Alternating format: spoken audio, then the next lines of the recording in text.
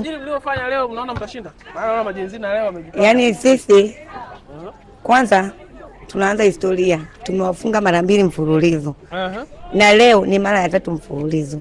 Sisi tunajiamini kwa sababu wachezaji ni wazuri na hata usajili mpya tuko vizuri. Majenzi 200%. Salim kweli? Mimi kwa upande wangu sitaki kuongea sana, tukutane uwanjani.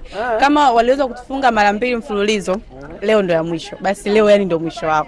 Kuanzia hapa imefika mwisho. Usajili vipi? Usajili wetu uko vizuri, yani tuko vizuri. Na wewe Priska? Yani kwa sisi usajili hatuna hofu. Sisi ni tuko vizuri. Yani wa zamani wapya wote tuko vizuri. Kwa hiyo hatuna hofu. Kuna baadhi ya wachezaji wakifika naona mnawashangilia, inaashiria nini? Yani hao inaashiria ni kwamba hao ndo mihimili. Yani wakiwepo pale tunajua kabisa hawa hawana la kusema.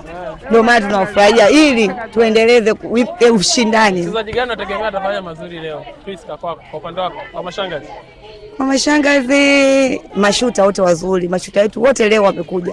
Wengine walikuwa wamesafiri. Kwa hiyo leo mashuta wote wapo. Tuna mashuta wazuri ambao hatuna hofu. Kwa wachezaji wetu wale ambao walikuwa hawapo wamerudi leo, tumefurahi.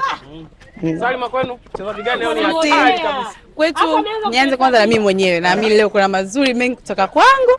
Kwa wakae tayari. Kwa sababu walichokitegemea yani leo kipo tofauti. Wanaponijua leo nipo kivingine zaidi. Kwa wanakuzoea kwenye defense. Wanakwambia ukifeki tu anaenda. Leo wajaribu kunifeki. Yaani sisi huyu mtoto huyu ni defense bora, international defense. Lakini kwa mashangazi kwa heri. Baadaye tunamtafuta kocha. Mechi linaanza sasa. Leo hata sio defense.